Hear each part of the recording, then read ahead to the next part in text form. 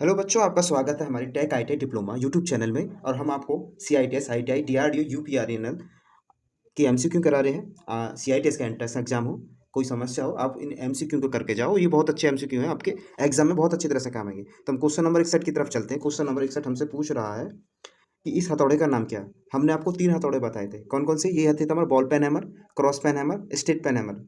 ज़्यादातर मैकेनिकल में ये 3 बहुत अहम हैं, और भी हमारे हैमर बहुत अहम है, बट आपको इन तीनों में समानता ऐसी बताएंगे। इनके बस पिन पिन अलग अलग हैं, बाकी सब हथौड़े सेम है। देखो, बॉल पेन हैमर जो होता है, बिल्कुल उसका जो पेन होता है, जो ये जो दे रखा है नीचे का, उसका वो गोल होता है, ठीक है। और बात करते हैं क्रॉस पेन हैमर की। तो क्रॉस पेन हैमर में क्या होता है, जो हैंडल है, जैसे इसमें हैंडल है और उसके नीचे का जो पेन है उसके क्रॉसिंग की तरह होता है। तो इसमें जो दे रखा है 61 का, एक तो मैलेट हैमर दे रखा, बॉल पेन हैमर दे रखा, cross peen hammer, straight peen hammer. तो उसमें हम साफ साफ दिख रहा है कि क्रॉस पेन हैमर है। तो हमारा क्वेश्चन नंबर 61 का सी सही हो जाएगा। क्वेश्चन नंबर 62 की तरफ चलते हुए, क्वेश्चन नंबर 62 हमसे पूछ रहा है, चीपिंग करते समय छेनी के अक्ष, हम चीपिंग करते समय छेनी के अक्ष और जॉब की सतह के बीच का कोण का नाम क्या? ऑप्शन ने दे रखा है rake angle, point angle, clearance angle, angle of inclination. तो हम देखते हैं, डायग्राम हमारे पास है, उपलब्ध है। उसमें दे रखा है, देखो ये चीजल दे रखी है, इसमें आप चीजल देखो, ये चीजल दे रखी है, ठीक है। इस चीजल का जो अक्ष दे रखा है, ये अक्ष दे रखा है, और ये समतल इस सतह है, इसका अक्ष। तो इनके बीच की जो एंगल होगा कौन सा? देखो इसमें दे रखा एंगल ऑफ इनक्लिनेस, ठीक है। अल्फा बीटा भी दे रखा है। अल्फा कौन सा कोण है? ये है क्लियरेंस कोण। और ये गामा कौन सा कोण है? ये रैक एंगल। ये बीटा क्या है? ये पॉइंट एंगल। तो हमारा क्वेश्चन नंबर 62 का डी सही हो जाएगा। ये हमारा क्वेश्चन नंबर 62 है, उसका डी सही हो जाएगा। हम क्वेश्चन नंबर 63 की तरफ चलते हैं। क्वेश्चन नंबर 63 हमसे पूछ रहा, धातु की वह प्रॉपर्टी क्या है जो टूटने से पहले कोई स्थायी विकृति की अनुमति नहीं देता है? ऑप्शन दे रखा है टेंसिटी, बी हार्डनेस, सी भंगुरता, डी टफनेस। हम चारों की तरफ बताते हैं कि क्या प्रॉपर्टी है इन मेटल में, ये जो गुण दे रखे हैं मैकेनिकल गुण। देखो टेंसिटी क्या होता है, जो हमारा टेंसिटी होता है, ये वाला टेंसिटी, ये धातु का वह गुण है जो बिना फटे हुए बाह्य त्वरण बल को प्रतिरोध करता है। जैसे किसी तार में कोई त्वरण बल रखते हैं, वो नहीं तो तार बने नहीं टूटे, वो जो बल हमारा होता है टेंसिटी होता है। हार्डनेस का गुण ज्यादातर सरफेस पे होता है, जैसे धातु के खरोचने, टूटने फूटने, मतलब प्रतिरोध करता है, वो हमारा गुण कठोरता यानी हार्डनेस कहलाता है। ये जो हार्डनेस है, और ये जो ब्रिटलनेस जो होता है, ब्रिटलनेस का एक ही गुण होता है, वो टूटे बिना पूरी स्थायी विकृति नहीं करता। यानी कि जैसे हम माने, हम उसको झटका दें या आघात कर हथौड़े से उसे मोड़ने की कोशिश करें, तो मुड़ेगा नहीं, वो टूट जाएगा मगर मुड़ेगा नहीं। यानी कि वो स्थायी विकृति नहीं करता, टूट जाता है। ये टफनेस जो होता है हमारा, टफनेस टफनेस क्या बताता है, जब हम झटके देते हैं या उसमें हैमर बार बार मारते हैं, तो वो टूटता नहीं, वो सह लेता है, तो वो हमारा टफनेस कहलाता है। तो इसने हमें 63 में हमसे पूछा है, 63 ने पूछा है कि धातु का वह प्रॉपर्टी है जो टूटने से पहले कोई स्थायी विकृति की अनुमति नहीं देता।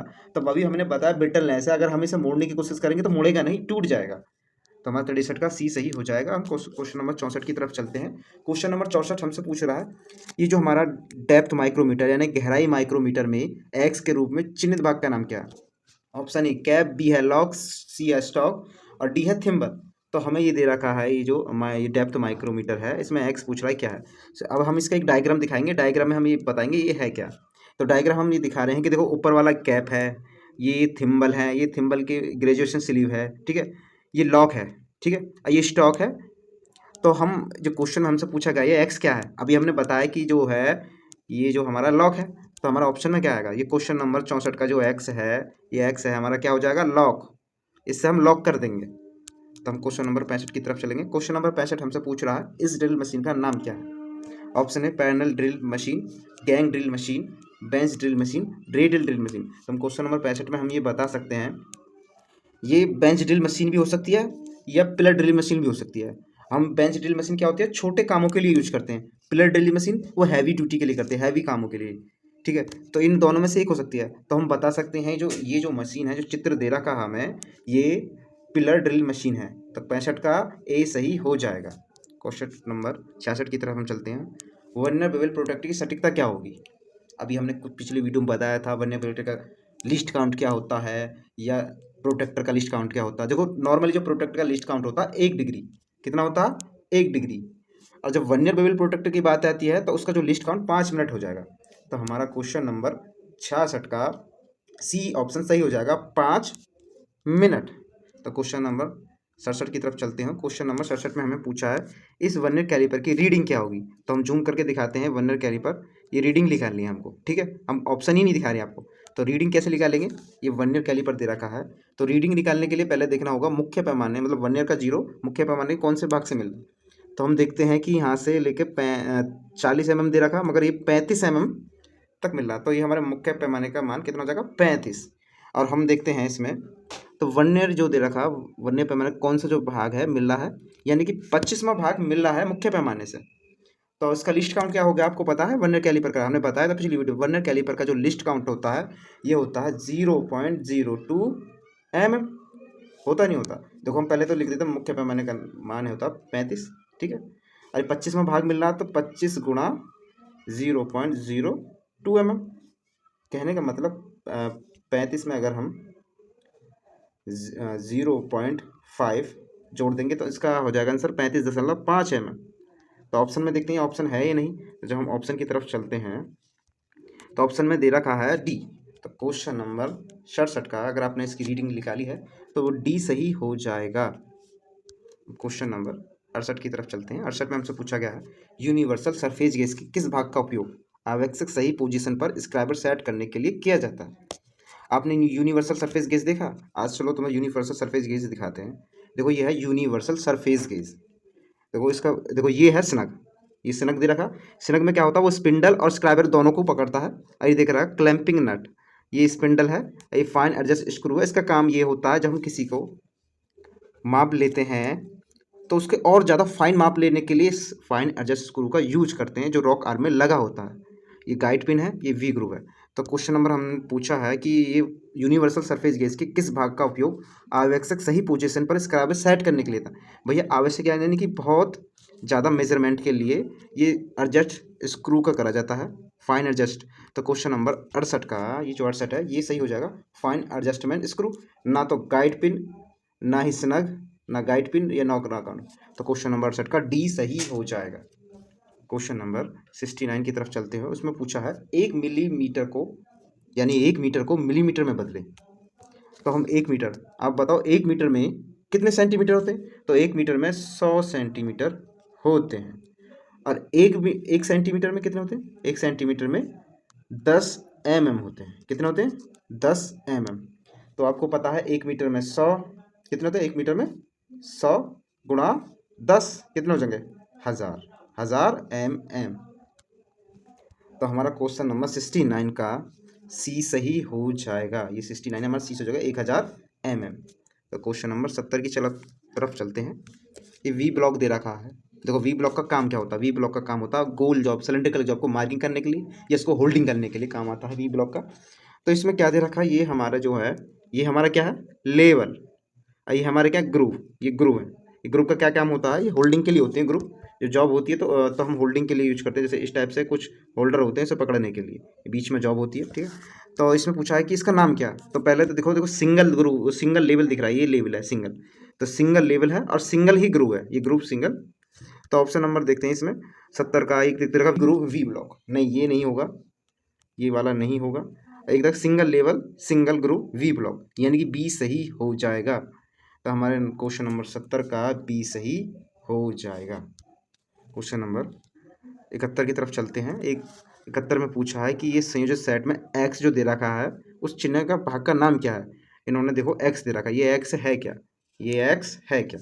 देखो ऑप्शन दे रखा है, ऑप्शन ए दे रखा है रूल, ऑप्शन बी दे रखा है स्क्राइबर, और ऑप्शन सी दे रखा है क्लैंप नट, ऑप्शन डी दे रखा है स्प्लिट लेवल। तो हम आपको बताते हैं, इसका एक डायग्राम है, उस डायग्राम से आपको समझाने की कोशिश करेंगे। तो डायग्राम ये हमारा दे रखा, इस डायग्राम में क्या दे रखा, इस डायग्राम में देखो ये दे रखा, ये हमारा जो है देखो हमारा ये पैमाना है, ठीक है। ये हमारा क्या है स्प्लिट लेवल है, और ये हमारा स्क्राइबर है, ये हमारा क्लैंपिंग नट है। ये जो हमारा दे रखा है, ये जो इतना दे रखा है, ये हमारा क्या है प्रोटेक्टर हेड, क्या है प्रोटेक्टर हेड। और ये जो मैकेनिज्म है ये हमारा क्या स्क्वायर हेड, क्या है स्क्वायर हेड। और ये हमारा क्या हो जाएगा, ये मैं बताऊँ, ये जो हमारा हो जाएगा ये वाला हिस्सा, ये हो जाएगा हमारा सेंटर हेड। ये पूछ लेता कई बार। तो हमारा जो क्वेश्चन नंबर दे रखा है उन्होंने 71, उसमें पूछा ही एक्स, तो ये हमें बताया कि ये क्या था स्क्राइबर। तो क्वेश्चन नंबर 71 जो दे रखा हमारा, ये क्वेश्चन नंबर जो 71 दे रखा है इसका बी सही हो जाएगा। क्वेश्चन नंबर 72 की तरफ चलते हैं। क्वेश्चन नंबर 72 क्या पूछता हमसे, क्वेश्चन नंबर 72 पूछ रहा राउंड बार के केंद्र को खोजने के लिए किस कैलिपर का उपयोग किया जाता है। आप हमें बता दो, एक ऑप्शन पढ़ते हैं, ऑप्शन सही हो जाएगा। Inside caliper, jenny caliper, vernier caliper या फिर आउटसाइड कैलिपर। देखो जी, ना तो इनसाइड कैलिपर से हो पाएगा, ना वर्नियर कैलिपर से, ना आउटसाइड कैलिपर। ये जेनी कैलिपर से हो जाएगा। जेनी कैलिपर का अन्य क्या नाम है? फॉर्मोडाइट कैलिपर, ऑड लेग कैलिपर। इससे हम राउंड बार को केंद्र खोजने के लिए इसका यूज करते हैं। तो क्वेश्चन नंबर जो 72 है हमारा, उसका बी सही हो जाएगा। क्वेश्चन नंबर 73 की तरफ चलते हुए, कुछ क्वेश्चन नंबर 73 हमसे पूछता है, छैनी में ए से चिन्हित कोण का नाम क्या है? अभी हमने पिछले अभी हमने ये डायग्राम दिखाया था, और ये जो अल्फा दे रखा है इसमें ये दिखा रखा है, ये अल्फा है क्या? तो ये हमारा अल्फा ना तो रैक है, ना वैज कोण है, ना कटिंग कोण है, ये हमारा क्लियरेंस कोण हो जाएगा। क्वेश्चन नंबर 73 का डी सही हो जाएगा, ये क्लियरेंस कोण हो जाएगा। ये जो गामा दे रखा है हमारा, ये रैक कोण हो जाएगा, ठीक है, ये कटिंग एंगल हो जाएगा, ठीक है। तो हमारा जो 73 है, ये 73 है, ये जो हमारा 73 है, इसका डी सही हो जाएगा। तो क्वेश्चन नंबर 74 की तरफ चलते हैं। क्वेश्चन नंबर 74 हमसे पूछता है, घुमावदार ग्रुप्स को काटने के लिए किस छैनी का उपयोग किया जाता है? अभी हमारे पहला क्लास चली थी, हमने छैनी के बारे में बताया था कि फ्लैट छैनी का क्या काम है, वेब चीजल का क्या काम है, क्रॉस कट चीजल का, और हाफ राउंड नोज चीजल का। तो इसमें जो घुमावदार ग्रुप्स होते हैं 74 में, ये हाफ राउंड नोज चीजल का यूज किया जाता है, यानी कि 74 का डी सही है। या तो घुमावदार ग्रुप्स हों या फिर ऑयल ग्रुप्स हों, तब भी हम हाफ राउंड नोजल चीजल का यूज करते हैं। तो क्वेश्चन नंबर 75 की तरफ चलते हैं। क्वेश्चन नंबर 75 हमसे पूछ रहा है, मार्किंग उद्देश्य के लिए उपयोग किए जाने वाले हथौड़ा का वजन क्या होगा? वर्कशॉप में सभी ने जब वर्कशॉप में होंगे, ज़्यादातर हमारे पास मेन एक ही हैमर होता है, वो भी होता है जो मार्किंग के उद्देश्य में 250 ग्राम का। तो हमारा 75 का 250 ग्राम सही हो जाएगा ना, ऑप्शन नंबर बी सही हो जाएगा। ज़्यादातर मार्किंग में 250 ग्राम का ही यूज करते हैं, ये मार्किंग उद्देश्य के लिए सही है। क्वेश्चन नंबर 76 की तरफ चलते हैं। क्वेश्चन नंबर 76 हमसे पूछ रहा है, वेल्डेड जॉइंट और कास्टिंग से उपयुक्त धातु को हटाने के लिए किस छैनी का उपयोग किया जाता है? देखो क्वेश्चन कितने घुमा घुमा के दे रहे हैं, आप ज़्यादातर घूम जाओगे, क्योंकि हमने बताया था कि जॉइंट के लिए डायमंड कट चीजल का यूज करेंगे, बट जॉइंट के कोनों के लिए यूज करेंगे। वो जॉइंट और कटिंग की अतिरिक्त धातु को हटाने के लिए सिर्फ और सिर्फ फ्लैट चीजल का यूज किया जाएगा। मतलब जैसे हम जॉइंट करते हैं, हल्का सा रह जाता था अतिरिक्त मटेरियल, उसके ऊपर का हटाने के लिए, या कास्टिंग में जब हम कास्टिंग करते हैं किसी चीज़ की, उसका जो अतिरिक्त मटेरियल रह जाता थोड़ा सा लगा हुआ, उसे हम फ्लैट चीजल का हटा देते हैं। तो क्वेश्चन नंबर 76 का ए सही हो जाएगा। क्वेश्चन नंबर 77 की तरफ चलते हैं। क्वेश्चन नंबर 77 हमसे पूछ रहा है, इस फाइल का नाम क्या है? क्या पूछ रहा है? इस फाइल का नाम क्या है? तो हमने फाइल बताई थी कि कौन सी फाइल क्या है। देखो रोटरी फाइल, यानी 77 का ये सही हो जाएगा। रोटरी फाइल कैसे, मैं अभी बताता हूँ। देखो रोटरी फाइल ऐसे, ये देखो घुमावदार, ये घुमावदार पन्नी नहीं है, देखो इस टाइप से घूम रहे हैं, ये इस टाइप से घूम रहे हैं, यानी कि रोटरी की तरह घुमावदार है, ठीक है। इसलिए रोटरी फाइल है। मैंने बताया था कैसे याद किया जाएगा। ये जो हमारा दे रखा है, ये जो हमारा दे रखा है, ये रोटरी फाइल का हल्का सा हिस्सा, पूरा नहीं है। देखो वो गोल होती है, इसका हल्का सा हिस्सा दिखाया गया है हमें दिखाने के लिए। ये पूरी गोल होती है और ऐसे गोल गोल होते हैं, ये रोटरी फाइल होती है। ज़्यादातर जो इसका यूज किस में किया जाता है, ज़्यादातर हम इससे डाई बनाने में किया जाता है, या मोल्ड होते हैं, डाई मोल्ड का यूज किया जाता है। ऐसे क्वेश्चन आएंगे, ये डाई मोल्ड का यूज कौन सी फाइल से करते हैं, तो भैया वो रोटरी फाइल होती है जिससे हम करते हैं। टिकर फाइल, भाई टिकर फाइल आई थी। टिकर फाइल कैसी होती है? जैसा प्रेस दिखती है, लगभग ऐसी होती है टिकर फाइल दिखने में। बैरेट फाइल कैसी होती है? बिल्कुल भिंडी की तरह दिखने में लगती है। तो हमारे जो क्वेश्चन नंबर 77 है, उसका ये सही हो जाएगा, रोटरी फाइल। क्वेश्चन नंबर 78 की तरफ चलते हैं। क्वेश्चन नंबर 78 हमसे पूछ रहा है, एक ड्रिल में फ्लूट्स के बीच का भाग का नाम क्या है? तो हमें पहले ड्रिल का एक वो दिखाते हैं, भाई फ्लूट्स क्या है, उसके बीच का भाग बताएंगे। देखो लिप, वेब, पॉइंट या सैंक। नहीं तो सैंक तो हो ही नहीं सकती, पॉइंट नहीं होगा भैया, ना ही लिप होगा, वेब सही हो जाएगा अगर ऐसे देखा जाए तो। हमें क्या पता वेब क्या है, मैं बताऊंगा आगे वेब क्या है। ये 78 का बी सही हो जाएगा, वो कैसे भी बताता हूँ। तो हमें ये डायग्राम हमारे पास है, ये डायग्राम हमारे पास है। देखो ये डायग्राम क्या देता है कि फ्लूट्स, देखो ये फ्लूट्स दे रखे गहराए होते हैं, इसके अंदर से हम मेटेरियल निकल जाता है, जैसे हम ड्रिलिंग करते हैं तो यहीं से मेटेरियल पास होता है, ठीक है। और इन्होंने पूछा है कि ये जो हमारे फ्लूट हैं, इस फ्लूट के में जो बीच में जो क्या है, देखो लैंड भी हो सकता है और वेब भी हो सकता है। देखो हम वेब दिखाते हैं, देखो वेब ये रहा, वेब ये रहा, ये अच्छे जो ये है ना, ये वेब है, और ये पूरा ऐसे ये लैंड है, या तो लैंड होगा या वेब होगा, मगर ऑप्शन हमें क्या दे रखा था, वेब, लैंड नहीं दे रखा था, इसलिए हमारा 78 का बी सही हो जाएगा, वेब। अगर आप ड्रिल बिट के बारे में बताएं तो बहुत बड़ा है इसका टॉपिक, और बहुत अच्छी तरह से हो जाता है कटिंग, क्योंकि ड्रिल में 2 लिप्स होते हैं, कटिंग एंगल अलग होता है, लिप्स की लंबाई अलग होती है, बॉडी होती है, वेब पॉइंट एक्सल, मार्जिन होती है, जिससे हम डायल लेते हैं एक ड्रिल का मार्जिन से दूसरे मार्जिन तक, ठीक है, अब 79 की तरफ हम चलते हैं। क्वेश्चन नंबर 79 हमसे क्या पूछ रहा है? ये पूछ रहा है इस वन ईयर बेबल प्रोटेक्टर की रीडिंग क्या है। अगर आपने देखी वन ईयर बेबल प्रोटेक्टर की रीडिंग, तो हम बताते हैं। पहले तो आपको दिखा देते हैं कि वन ईयर बेबल प्रोटेक्टर का जूम करके देखो। अब इसकी रीडिंग निकालो, हम तुम ऑप्शन ही नहीं दिखा रहे आपको, रीडिंग क्या होगी। तो अब रीडिंग हम आपको दिखा रहे हैं। देखो एंटी क्लॉकवाइज है नहीं, एंटी क्लॉकवाइज। एंटी क्लॉकवाइज का मतलब 180 से जो भी आएगा वो घटाया जाएगा, जो भी हमारी रीडिंग आएगी वो घटाई जाएगी। तो हमारा देखा जाएगा तो इसका जीरो जो है किससे मिल रहा है, वो मिल रहा है 22 से, यानी कि 22 डिग्री तो है ही है। वन ईयर का कौन सा हिस्सा देखेंगे, इधर वाला नहीं देखेंगे, इधर वाला देखेंगे। ये कौन सा 30, ये 30 क्या दे रखा है, ये 30 मिनट दे रखा है। बहुत सी में ये 30 की जगह कुछ और भी दे देते, 1 2 3 4 छठा भाग दे रखा होगा, जिस टाइप से दे रखा 5, इसका लिस्ट काउंट करता है 5 मिनट। ठीक है, अभी छठा भाग मिल रहा है तो 6 से गुणा करने के बाद 30 आ जाएगा, बट ऑलरेडी दे रखा है इन्होंने, तो मतलब 22 डिग्री 30 मिनट। ठीक है, और ये जो एंटी क्लॉकवाइज दे रखा है तो 180 से घटेगा। अगर 180 में से हम कितना घटा दें, 22 डिग्री 30 मिनट, तो कैसे घटाएंगे।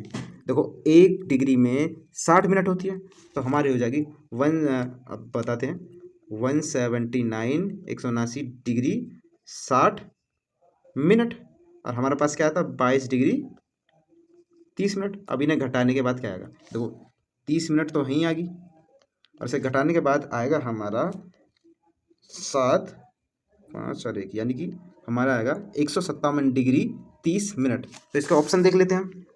तो 79 में ऑप्शन है ये, देखो ऑप्शन दे दीजिए 79 का निकालेंगे।